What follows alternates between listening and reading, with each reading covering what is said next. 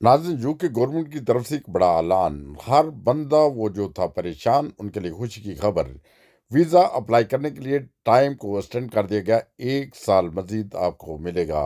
आप अपने प्यारों को, अपने सालों को, सालियों को और इसी तरह अपनी सास ससुर को, और इसी तरह वो औरतें जो हमारी बहनें अकेली इधर आई हैं, उनके माँ बाप उधर पाकिस्तान में हैं, उन्हें स्पॉन्सर कर सकते हैं। जुड़े रहें हमारे चैनल हंसता वस्ता पाकिस्तान टीवी इंटरनेशनल के साथ और सुनिए मजीद मालूमात। उनके थ्रू जिन्होंने अप्लाई किया था, जिन्होंने प्री सेटल या सेटल स्टेटस लिया था, या जो अप्लाई नहीं कर पाए थे, दोनों के लिए गुड न्यूज़ है।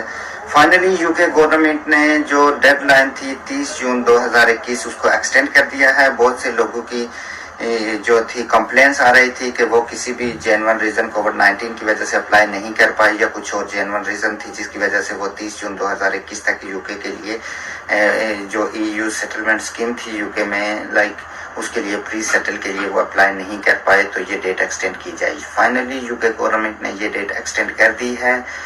29 मार्च 2022 तक आप अप्लाई कर सकते हैं, लेकिन इसके लिए वो 4 लोग अप्लाई कर सकते हैं। नंबर 1, वो यूरोपियन नेशनल जो यूके में ऑलरेडी प्री सेटल या सेटल स्टेटस ले चुके हैं, लेकिन उनके जो डायरेक्ट फैमिली मेंबर थे यूरोप में, वो किसी भी जेन्युइन या अथेंटिक रीजन की वजह से 30 जून 2021 तक प्री सेटल के लिए यूके में अप्लाई नहीं कर पाए। कोविड-19 की वजह से, या उन्हें कोरोना हुआ था, या कोई बीमारी, या किसी दूसरी अथेंटिक रीजन की वजह से वो अप्लाई नहीं कर पाए, वो प्रूफ देके अभी भी वो यूके में प्री सेटल या सेटल स्टेटस के लिए, प्री सेटल के लिए वो अप्लाई करेंगे। वो अप्लाई कर सकते हैं यूके में 29 मार्च 2022 तक वो अप्लाई कर सकते हैं। इसके अलावा दूसरा, कोई भी प्राइमरी केयरर, अगर कोई ब्रिटिश या यूरोपियन सिटीजन जो थे, उनके कोई भी बच्चे यूके में प्री सेटल ले चुके हैं या सेटल स्टेटस ले चुके हैं, उनका कोई भी प्राइमरी केयरर, वो भी 29 मार्च 2022 तक, मतलब अभी भी वो अप्लाई कर सकता है प्री सेटल के लिए। तीसरा, कोई भी शख्स, कोई भी यूरोपियन 31 दिसंबर 2020 से पहले यूके में कुछ अरसे के लिए रहा हो, उसके पास कोई प्रूफ ऑफ एड्रेस हो, लाइक बस का ticket, air ticket, boarding ticket, या फिर प्रूफ ऑफ एड्रेस, या कोई यूके का और कार्ड जिससे ये प्रूफ हो कि वो यूके में रहा है 31 दिसंबर 2020 से पहले, वो भी अभी 29 मार्च 2022 तक यूके में प्री सेटल के लिए अप्लाई कर सकता है।